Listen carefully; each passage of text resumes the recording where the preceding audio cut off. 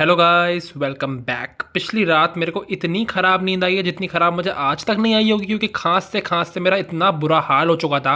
कोई देख लेता तो ये सोचता कि 50 साल से बीड़ी फूक रहा होगा जरूर। उसके बाद हाथ मुंह धोके फ्रेश होकर मैं निकल पड़ा था मंदिर। और मंदिर जाते ही मैंने पंडित जी से कहा, पंडित जी कुछ ऐसा जुगाड़ बताओ ना कि रात को मैं तकिया लगा के सोऊं अपने सर के नीचे और सुबह उठूं तो वो सोने की ईंटों में बदल चुका हो। तो पंडित जी कहते हैं, मूर्ख बालक, मैं तुम्हें बहुत अच्छा उपाय बताता हूँ। पीछे घूमो और देखो वहां पे गेट है, उसे धक्का मार के खोलो और यहाँ से बाहर निकल जाओ। मैंने तो कहा भी, पंडित जी इतना गुस्सा क्यों हो रहे हो, एक आधी ईंट तुम्हें भी पकड़ा दूंगा। लेकिन पंडित जी तो कहाँ सुनने वाले थे। और पंडित जी से इतनी अच्छी कॉन्वर्सेशन करने के बाद मैं आ गया था घर। और आजकल तो मैं गोलियों पर ही जिंदा हूँ, तो आते ही मुझे अपनी दवाइयां लेनी पड़ी। इतने में ही मेरे पेट के चूहे भी कहने लगे थे, मालिक हमें भी कुछ खाने को दे दो। And my daily breakfast is very similar and monotonous.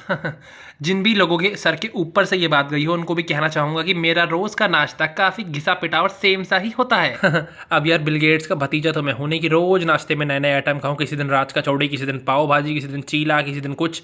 तुम लोग भी तो रोज आलू के पराठे ठूसते हो, तो मैंने रोज ऑमलेट खा लिया, तो क्या समस्या हो गई। Never mind. और मेरा तो रोज नाश्ता ही इस टाइम पे होता है जिस टाइम लोगों के खाने का टाइम होता है। तो मेरा नाश्ता खत्म करते ही बहन घर वापस आ गई थी। इतने में ही मेरी बहन चालू हो जाती है कि वैसे भी तो भैया आप रोज घर पे खाली ही पड़े रहते हो, आप मेरे को लेने भी नहीं आ सकते स्कूल से।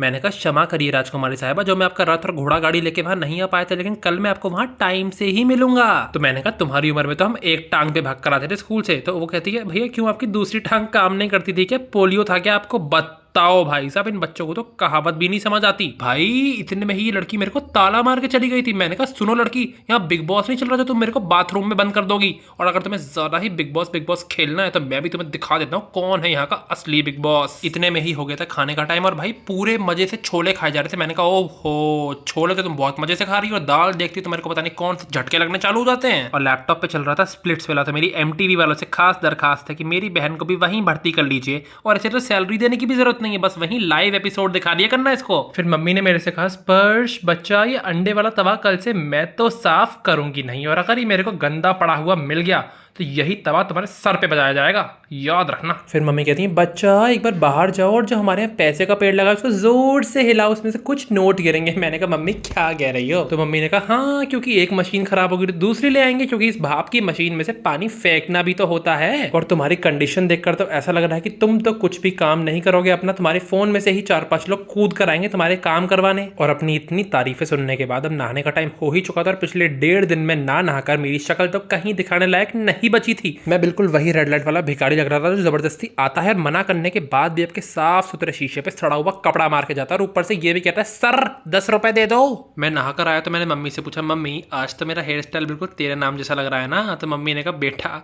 तेरे नाम का तो पता नहीं, लेकिन बिगड़े काम जैसा हेयर स्टाइल तो तेरा जरूर लग रहा है। थोड़ी ही देर बाद पता चलता है कि 10th क्लास का रिजल्ट तो रिलीज हो ही चुका है। जी हाँ, आखिरकार वो घड़ी आ चुकी थी। तो मैंने भी पूरी तैयारी कर ली थी कि जरूरत पड़े तो वाइपर पास में ही होना चाहिए। मजाक कर रहा हूँ यार, हमारे घर में तो बच्चों की पिटाई होती ही नहीं है। ये वाइपर तो मैं बाथरूम में वाइपर लगाने के लिए लाया था। फिर जिस बात का डर था वही हुआ। जी हाँ, मेरी बहन टपक गई थी बोर्ड के एग्जाम में।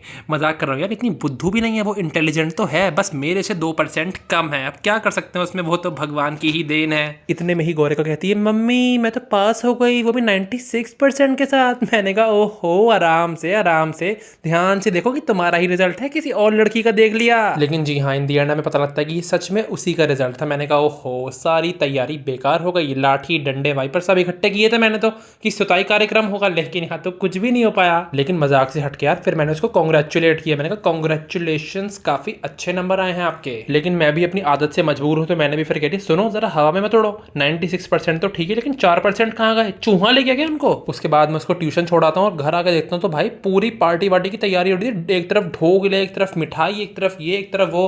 इतने में ही हमारे सभी घर वालों के भी फोन आने लगे थे। बुआ का, नानी का, भैया का, भाभी का, दीदी का, सबके फोन आने लगे थे। मैंने भी इस बार कह दिया, मैंने कहा सच में भाई गौरिका ने तो इस बार फाड़ ही दिया। उसके बाद मैंने खाया ढोकला और मैंने देखा दादू अलग से मिठाई लाए थे, पापा अलग से मिठाई लाए थे। मैंने कहा, ओहो भैया आज तो इस लड़की पे कुछ ज्यादा ही प्यार आ रहा है। उसके बाद गौरिका चली जाती है बुआ के यहाँ सभी का मुंह मीठा कराने के लिए, और मैं निकल पड़ता हूँ अपनी ड्यूटी पे। और जिम वगैरह तो आजकल मैं कहीं जा नहीं पा रहा हूँ, क्योंकि खांसते खांसते मैं बन गया हूँ TB का मरीज। तो मैं पहुंच गया था नानी क्या, उनका मुंह मीठा कराने की। लो नानी मिठाई खाओ, तुम्हारी नाती ने ऐसा काम किया है। फिर मैं घर वापस आया और मैंने आते ही पिया दूध। इतने में ही मेरी बहन कहती है भैया अब मैंने इतनी सक्सेस हासिल कर ही ली है, सफलता की चोटी पे मैं पहुंच ही चुकी हूँ, तो मैं सोच रही हूँ पढ़ाई लिखाई छोड़ के अब संन्यास ले लेती हूँ। मैंने कहा वाह बेटे वाह, 10वीं करी नहीं और सारी की सारी हवा निकल गई। मैं उसका मजाक उड़ा ही रहा था कि इतने में मैं देखता हूँ एक और तरीके की मिठाई आ गई। ये भगवान, हमारे घर में 56 तरीके की मिठाई आ गई हैं।